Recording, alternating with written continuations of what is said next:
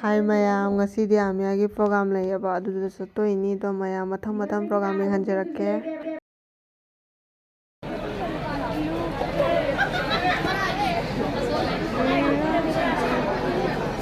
ꯆꯂꯥꯕꯁꯤ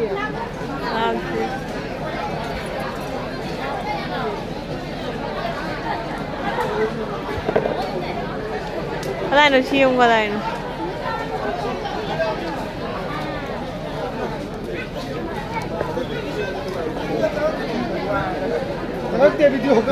ꯆꯪꯉꯛꯇꯦ ꯃꯣꯅꯤꯀꯥꯟꯇ, ꯑꯩꯅ ꯀꯔꯤ ꯍꯥꯏꯒꯦ? ꯆꯪꯉꯛꯇꯦ꯫ ꯑꯄꯨꯟꯕ ꯃꯤꯇꯩ ꯂꯩꯈ꯭ꯔꯦ ꯃꯅꯤꯄꯨꯔꯒꯤ ꯃꯤꯌꯥꯝꯒꯤꯁꯨ ꯇꯨꯡ ꯀꯣꯏꯅ ꯂꯩꯕꯥꯛ ꯃꯤꯌꯥꯝꯒꯤ ꯁꯦꯕꯥ ꯇꯧꯕ ꯑꯣꯏꯕꯤꯌꯨ ꯍꯥꯏꯕꯒꯤ ꯊꯧꯅꯤꯖꯔꯤ ꯑꯩꯈꯣꯏꯒꯤ ꯁꯤꯒꯤ ꯂꯥꯡꯕꯒꯤ ꯃꯥꯏꯀꯩꯗꯒꯤ ꯑꯗꯨꯒ ꯉꯁꯤꯒꯤ ꯃꯅꯤꯄꯨꯔꯤ ꯌꯨꯅꯤꯇꯤ ꯀꯟꯚꯦꯟꯁꯟ ꯑꯁꯤ ꯑꯥꯃꯤꯌꯥ ꯑꯃꯗꯤ ꯅꯤꯈꯤꯜ ꯕꯤꯁ꯭ꯋꯥ ꯃꯅꯤꯄꯨꯔꯤ ꯃꯍꯥꯁꯚꯥꯅ ꯊꯤꯡꯖꯤꯜꯍꯟꯒꯅꯤꯕ ꯑꯁꯤꯕꯨ ꯂꯝꯗꯝꯁꯤꯕꯨ ꯀꯣꯟꯕꯤꯔꯤꯕ ꯏꯕꯨꯙꯧ ꯏꯕꯦꯟꯅꯧ ꯑꯃꯗꯤ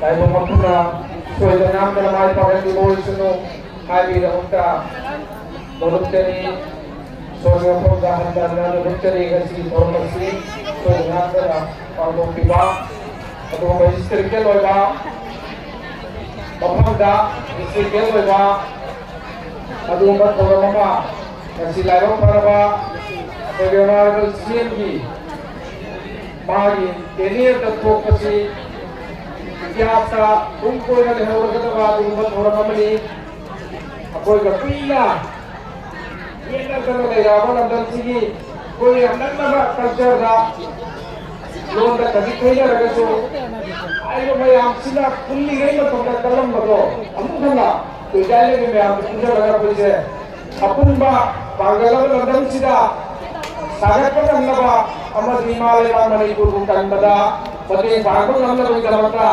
ꯃꯌꯥꯝ ꯄꯨꯝꯅꯃꯛꯅ ꯑꯩꯈꯣꯏꯒꯤ ꯍꯥꯏꯔꯤꯕ ꯉꯁꯤ ꯏꯇꯤꯍꯥꯁꯤꯛ ꯑꯣꯏꯕ ꯍꯤꯁꯇꯣꯔꯤꯀꯦꯜ ꯑꯣꯏꯕ ꯊꯧꯔꯝ ꯑꯁꯤꯕꯨ ꯊꯃꯣꯏ ꯁꯧꯒꯠꯄꯤꯌꯨ꯫ ꯆꯦꯜꯂꯤꯕ ꯅꯍꯥꯔꯣꯜꯁꯤꯡ ꯃꯔꯨꯑꯣꯏꯅ ꯑꯩꯈꯣꯏꯒꯤ ꯑꯁꯤꯒꯨꯝꯕ ꯁꯥꯊꯤꯔꯕ ꯆꯍꯤ ꯀꯨꯟꯊ꯭ꯔꯥ ꯆꯪꯅ ꯆꯦꯟꯅꯔꯕ ꯄꯣꯠꯁꯤꯕꯨ ꯃꯇꯝꯒꯤ ꯌꯥꯎꯕ ꯃꯇꯨꯡꯏꯟꯅ ꯑꯩꯈꯣꯏꯅ ꯄꯨꯟꯁꯤꯟꯕ ꯌꯥꯗꯦ ꯍꯥꯏꯕ ꯌꯧꯔꯛꯄ ꯑꯩꯈꯣꯏꯒꯤ ꯑꯣꯅꯔꯦꯕꯜ ꯁꯤꯑꯦꯝꯒꯤ ꯃꯥꯒꯤ ꯋꯥꯈꯜꯂꯣꯟꯗꯒꯤ ꯊꯣꯛꯄ ꯑꯗꯨꯒ ꯃꯁꯤꯕꯨ ꯑꯦꯛꯁꯤꯀ꯭ꯌꯨꯠ ꯇꯧꯅꯕ ꯑꯩꯈꯣꯏꯒꯤ ꯑꯥꯃꯤꯌꯥ ꯃꯥꯏꯀꯩꯗꯒꯤ ꯈꯟꯕ ꯂꯩꯇꯅ ꯄꯤꯕ ꯂꯩꯇꯅ ꯑꯄꯤꯕ ꯃꯌꯥꯝ ꯑꯃ ꯇꯪꯈꯥꯏꯒ ꯑꯁꯨꯃꯥꯏꯅ ꯄꯥꯡꯊꯣꯛꯏꯕ ꯑꯩꯈꯣꯏꯒꯤ ꯕꯤꯁꯨꯁꯤꯅ ꯑꯩꯈꯣꯏꯒꯤ ꯃꯍꯥꯁꯚꯥ ꯃꯥꯏꯀꯩꯗꯒꯤ ꯕꯤꯁꯨꯁꯤꯅ ꯑꯩꯈꯣꯏꯁꯦ ꯑꯃꯨꯛ ꯑꯅꯧꯕ ꯀꯩꯅꯣ ꯍꯥꯏꯗꯤ ꯑꯄꯤꯕ ꯂꯩꯕ ꯃꯣꯏꯅ ꯃꯌꯥꯝ ꯇꯪꯈꯥꯏꯒ ꯄꯨꯟꯕ ꯌꯥꯗꯦ ꯃꯤ ꯑꯄꯨꯟꯕ ꯍꯣꯏ ꯄꯨꯜꯂꯅꯤ ꯍꯥꯏꯕ ꯄꯨꯟ ꯌꯥꯗꯦ ꯑꯩꯈꯣꯏ ꯁꯃꯥꯖꯇ ꯂꯩ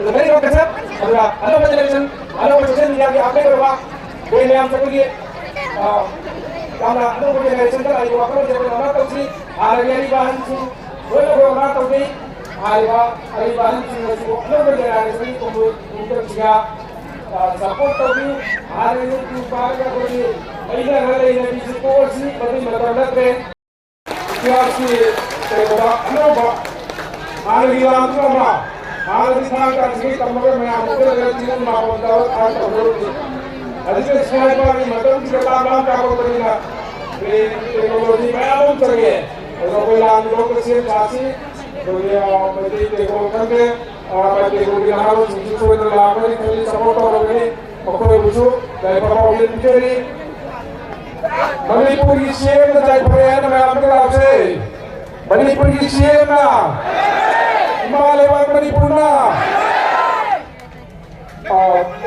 मणिपुरी एसोसिएशन ना विश्वविद्या निखिल विश्वविद्या मणिपुरी महासभा ना कोई ने तुम्बा कोई बुझाऊ ना आयरो थोड़ा सी सोच लगा दरबा अमुक कहना है ना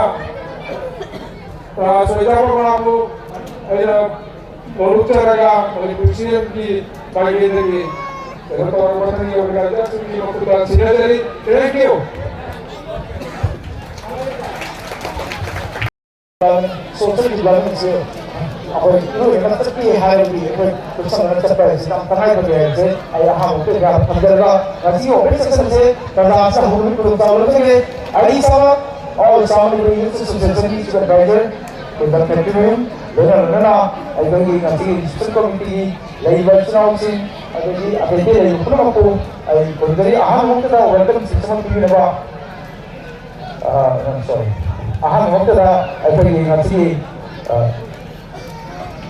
Popung Bharwa Convention Nasi Mutulen TKS na Lapiba Convention Nasi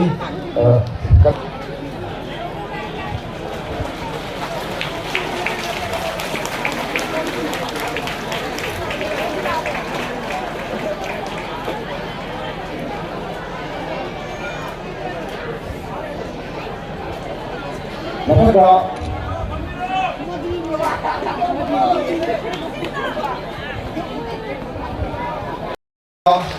jadi all Assam Youth Association di Presiden. Now, running along about the Presiden.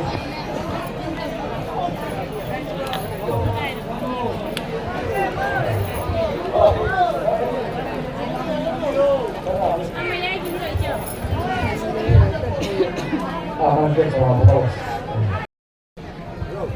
Para kerja akan mengatakan ini nasi apa ni nasi di sebelah ni tadi bahawa sebenarnya di kampung juga ada orang sehingga sebenarnya tahun di corporation staff kita orang orang semua kan orang tadi bahawa ini bagi saya coba dia jadi orang sehingga saya anda please beri hand please.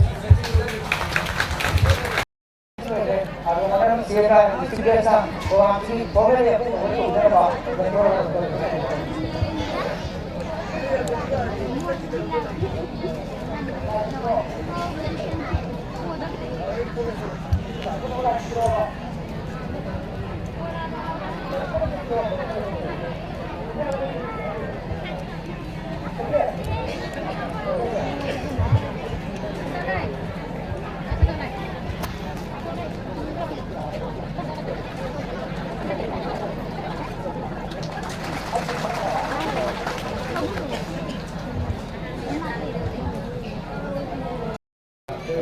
Rupiah, Manipuri, juga dari tanggal juga Manipuri sih.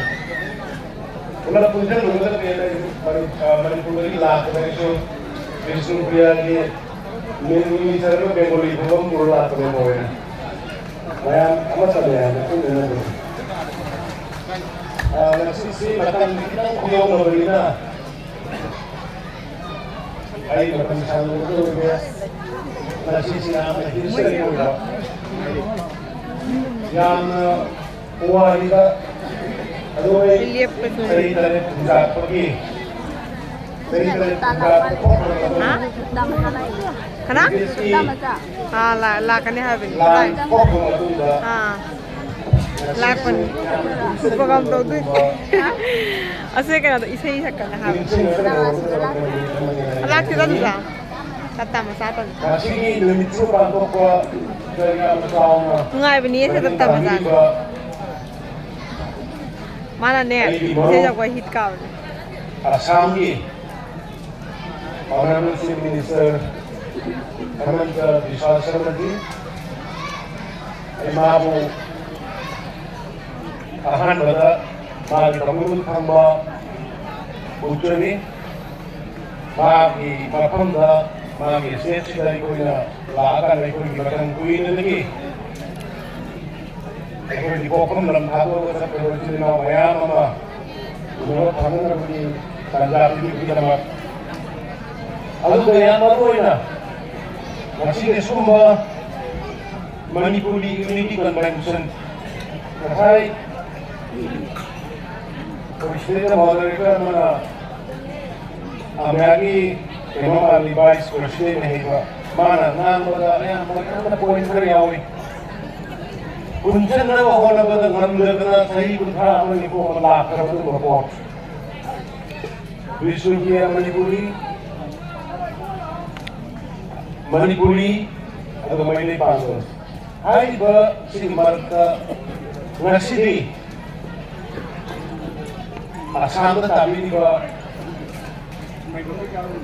Misumpuya mani Manipuri atau Bebo ni ngapi ni atau Bagi Pwede panggil Sige hapon ba wakalo naman na may kanya sili pun ba pange so kung masipos hindi di ba all sam Uy, Manipuri sa isang siya ako dito.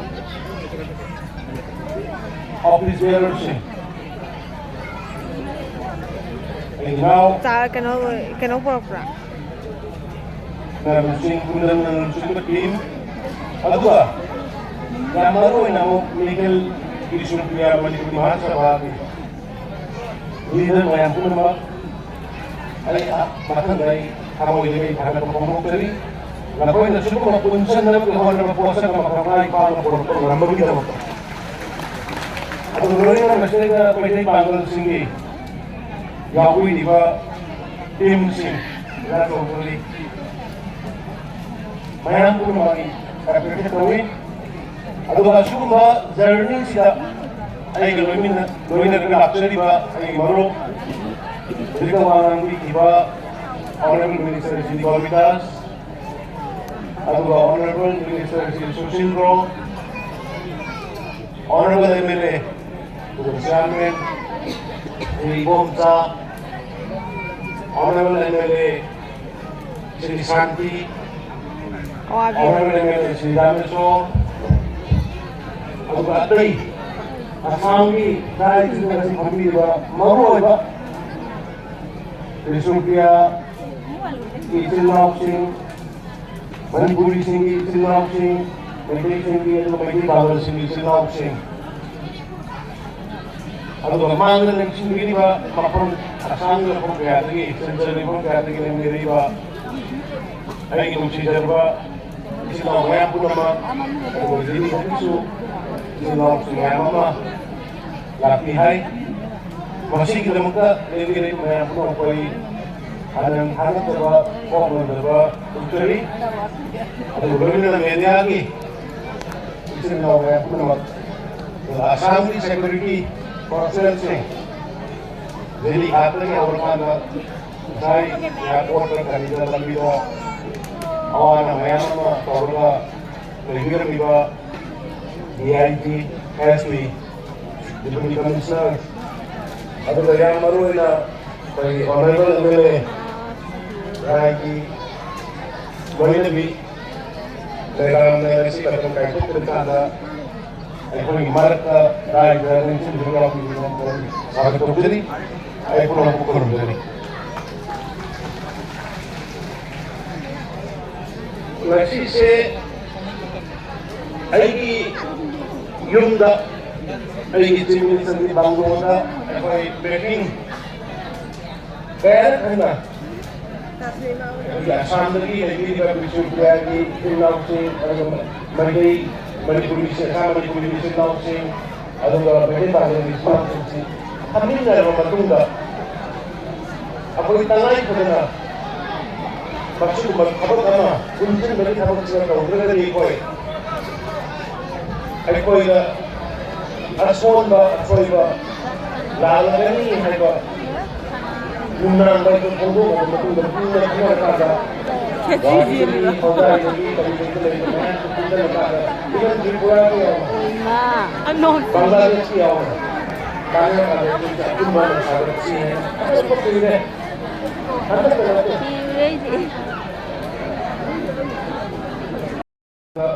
Apa tahu ini? Punca ini. Mang yung mga may sak na apoy tao na may kanbatan na isang royal na ito. Yun yung lagi naman natin. Mapatu lain niya. Yung mga mga may sak na ay yung sila mo na sa mga na may kanbatan na tayo na ano siya siguro yaw ina ina. Ano yung ahan baga yun lagi na proses. Nasi dari koi pule, asam dari ba, Meday Bawal Bisupya, awam puna Manipuri natin ni, asam Manipuri ni, nasa ina pome, ꯁꯤꯒꯤ ꯑꯣꯏꯕ agreement ꯑꯃ ꯐꯖꯅ ꯏꯟꯅꯔꯒ ꯑꯄꯨꯟꯕ committee ꯑꯃ ꯁꯦꯝꯃꯒ ꯃꯈꯥ ꯇꯥꯔꯛꯄꯗ ꯑꯩꯈꯣꯏꯒꯤ ꯆꯥꯎꯈꯠ ꯊꯧꯔꯝꯒꯤ ꯊꯕꯛ ꯈꯨꯗꯤꯡꯃꯛ ꯄꯨꯟꯅ ꯄꯨꯟꯅ ꯆꯪꯃꯤꯟꯅꯒꯅꯤ ꯍꯥꯏꯕꯁꯤ ꯃꯌꯥꯝꯅ ꯊꯥꯖꯕ ꯄꯤꯖꯔꯝꯖꯔꯦ ꯃꯌꯥꯝ ꯄꯨꯟꯅ ꯊꯥꯒꯠꯆꯔꯤ ꯑꯗꯨꯒ ꯏꯆꯥ ꯏꯁꯨꯁꯤꯡꯅ ꯑꯋꯥꯕ ꯇꯥꯕ ꯃꯇꯝꯗ ꯑꯩꯈꯣꯏ ꯄꯨꯟꯅ ꯆꯪꯉꯒ ꯃꯗꯨꯒꯤ ꯊꯧꯗꯥꯡꯗꯣ ꯂꯧꯊꯣꯛꯅꯅꯕ ꯊꯧꯗꯥꯡꯗꯣ ꯌꯥꯔꯒ ꯉꯁꯤꯗꯤ ꯍꯧꯖꯤꯛꯇꯤ ꯑꯩꯈꯣꯏꯅ ꯃꯥꯏ ꯄꯥꯛꯑꯦ ꯍꯥꯏꯕꯗꯨꯗ ꯍꯥꯏꯃꯟꯕ ꯊꯣꯛꯑꯣꯏ ꯃꯈꯣꯏꯅꯁꯨ ꯂꯝꯕꯤ ꯑꯃ ꯂꯧꯕꯁꯨ ꯌꯥꯔꯣꯏ ꯃꯈꯣꯏꯒꯤ ꯁꯦꯄꯔꯦꯠ ꯑꯦꯗꯃꯤꯅꯤꯁꯇ꯭ꯔꯦꯁꯟ ꯂꯧꯕꯗꯤ ꯌꯥꯔꯣꯏ ꯑꯗꯨꯕꯨ ꯃꯈꯣꯏꯅ ꯇꯦꯛ ꯊꯤꯂꯤ ꯇꯧꯔꯒ ꯉꯁꯤꯅ ꯑꯃ ꯍꯥꯟꯅꯕ ꯍꯣꯠꯅꯕ ꯍꯌꯦꯡ ꯑꯃ ꯍꯥꯟꯅꯕ ꯍꯣꯠꯅꯕ ꯃꯈꯣꯏꯅ ꯀꯩꯁꯨ ꯅꯠꯇꯕꯗ ꯏꯟꯗꯤꯌꯥ ꯒꯣꯔꯃꯦꯟꯇ ꯇꯥꯏꯅꯒꯗꯕ ꯑꯗꯨꯒꯨꯝꯕ ꯃꯈꯣꯏꯒꯤ ꯁꯦꯄꯔꯦꯠ ꯑꯦꯗꯃꯤꯅꯤꯁꯇ꯭ꯔꯦꯁꯟꯗꯣ ꯄꯤꯅꯅꯕꯗꯣ ꯄꯤꯕ ꯅꯠꯇ꯭ꯔꯒ ꯄꯤꯗꯕꯗꯣ ꯇꯣꯛꯊꯣꯛ ꯃꯈꯣꯏ ꯁꯔꯀꯥꯔꯗ ꯇꯥꯏꯅꯗꯕ ꯀꯩꯁꯨ ꯀꯥꯏꯗꯦ ꯃꯤꯇꯩ ꯍꯥꯏꯕ ꯖꯥꯇꯤꯁꯤꯗ ꯃꯈꯣꯏꯅ ꯃꯤꯇꯩ ꯈꯨꯟꯅꯥꯏꯕꯨ ꯃꯨꯊꯠꯅꯕ ꯍꯣꯠꯅꯔꯤꯕ ꯈꯨꯟꯅꯥꯏꯁꯤꯗ ꯄ꯭ꯔꯤꯊꯤꯕꯤꯒꯤ ꯃꯥꯂꯦꯝꯒꯤ ꯂꯩꯔꯤꯕ ꯖꯥꯇꯤ ꯀꯌꯥ ꯑꯃ 1,500 ꯍꯦꯟꯅ ꯂꯩꯔꯝꯕꯗ ꯉꯁꯤꯗꯤ ꯃꯥꯡꯈꯤꯕꯗ 500 ꯍꯦꯟꯅ ꯇꯞꯅ ꯃꯥꯡꯈ꯭ꯔꯕꯅꯤ ꯑꯗꯨꯕꯨ ꯑꯩꯈꯣꯏꯒꯤ ꯑꯄꯨꯟꯕꯒꯤ ꯄꯥꯡꯒꯜ ꯁꯥꯒꯠꯍꯧꯗꯕ ꯇꯥꯔꯕ ꯃꯆꯣꯏ ꯇꯥꯗꯅ ꯑꯃꯒ ꯑꯦꯁꯤꯃꯤꯂꯦꯁꯟ ꯇꯧꯅꯈꯤꯗꯅ ꯄꯨꯟꯁꯤꯟꯅꯈ꯭ꯔꯕ ꯑꯩꯈꯣꯏꯒꯤ ꯈꯨꯟꯅꯥꯏꯁꯤꯗ ꯃꯤꯇꯩ ꯍꯥꯏꯕ ꯃꯅꯤꯄꯨꯔꯤ ꯍꯥꯏꯕ ꯖꯥꯇꯤ ꯑꯃ ꯂꯩꯔꯝꯃꯤ ꯍꯥꯏꯕꯁꯦ ꯀꯥꯎꯈ꯭ꯔꯅꯦꯕ ꯑꯗꯨꯅ ꯑꯩꯈꯣꯏ ꯍꯧꯖꯤꯛꯇꯤ ꯑꯩꯈꯣoi ꯑꯃꯠꯇ ꯑꯣꯏꯕ ꯄꯥꯡꯒꯜ ꯁꯥꯒꯠꯅꯕꯒꯤꯗꯃꯛꯇ ꯑꯩꯈꯣꯏ ꯃꯁꯦ ꯄꯨꯝꯅꯃꯛ ꯄꯨꯟꯁꯤꯜꯂꯁꯤ ꯍꯥꯏꯕ ꯋꯥꯍꯩꯁꯤ ꯅꯠꯇꯅ ꯑꯩ ꯊꯣꯏꯗꯣꯛꯅ ꯍꯦꯟꯅ ꯍꯥꯏꯖꯔꯣꯏ ꯄꯨꯝꯅꯃꯛꯄꯨ ꯃꯇꯥꯡ ꯑꯁꯤꯗ ꯑꯩꯍꯥꯛꯅ ꯏꯔꯝꯗꯝ ꯃꯅꯤꯄꯨꯔꯗꯒꯤ ꯂꯥꯛꯑꯀꯥꯟꯗ ꯃꯤꯌꯥꯝꯗ ꯑꯄꯨꯟꯕꯒꯤ ꯄꯥꯡꯒꯜ ꯁꯥꯒꯠꯄꯒꯤ ꯊꯧꯗꯥꯡ ꯌꯥꯕꯗ ꯑꯩꯈꯣꯏꯕꯨꯁꯨ ꯉꯝꯍꯟꯕꯤꯌꯨ ꯌꯥꯎꯍꯟꯕꯤꯌꯨ ꯑꯗꯨꯒ ꯁꯤꯗ ꯁꯥꯒꯠꯂꯛꯀꯗꯧꯔꯤꯕ ꯑꯄꯨꯟꯕ ꯊꯧꯅꯥ ꯑꯁꯤꯗ ꯁꯥꯒꯠꯂꯛꯄ ꯅꯨꯃꯤꯠꯇꯨꯗ ꯑꯩꯈꯣꯏꯒꯤ ꯏꯔꯝꯗꯝꯁꯦ ꯅꯤꯡꯇꯝꯅ ꯍꯤꯡꯕ ꯉꯝꯕꯒꯤ ꯊꯧꯅꯥꯗꯨ ꯂꯩꯔꯦ ꯍꯥꯏꯕꯗꯨ ꯈꯟꯃꯤꯟꯅꯁꯦ ꯍꯥꯏꯕ ꯋꯥꯐꯝꯁꯦ ꯊꯝꯖꯔ ꯄꯨꯝꯅꯃꯛ ꯆꯥꯏ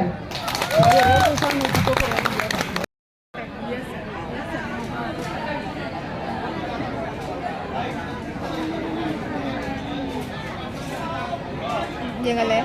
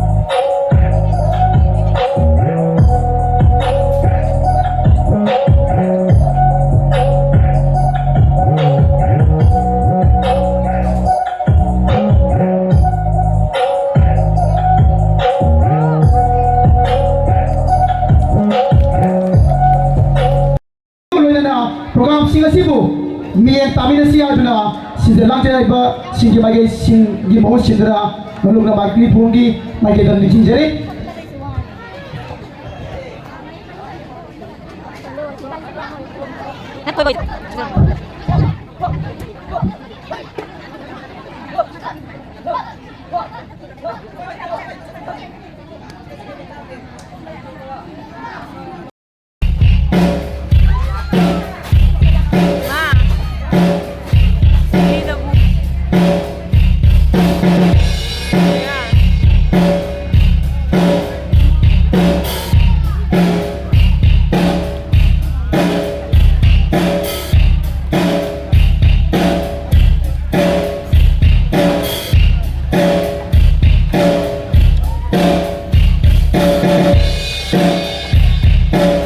มาเอาบอกว่ามาคุยกันดิ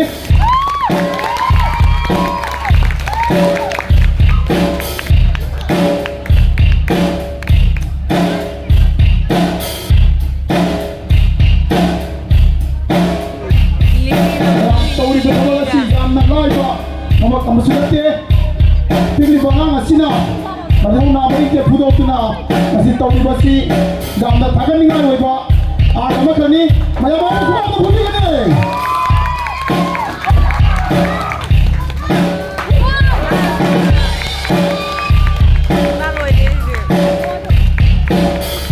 Video, nak seri, ani ngalai tu na.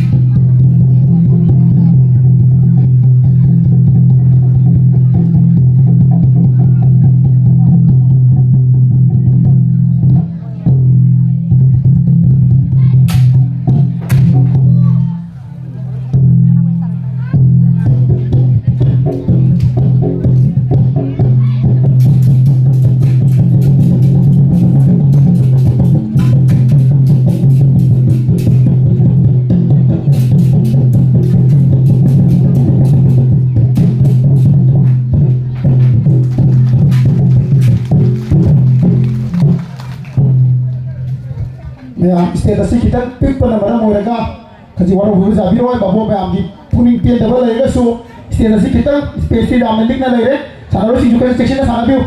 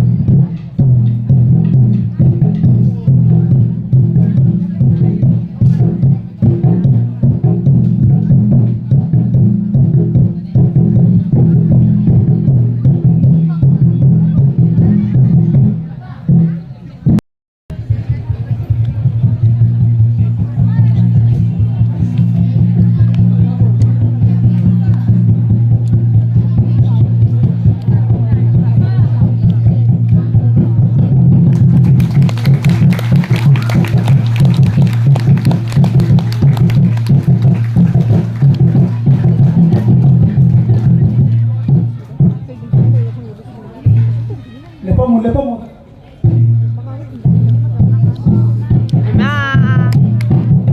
Lima kemarin berdua.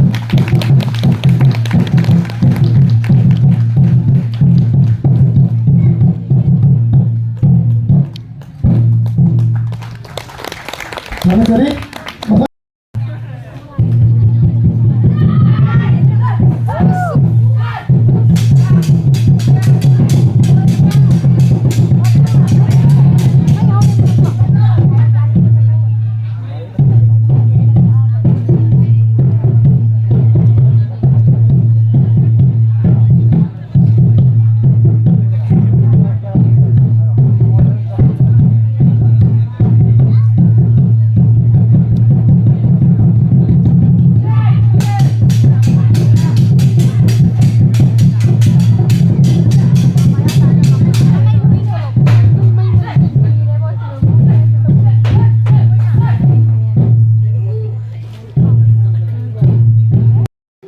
Ako'y huwag halep, baka yung baloy na.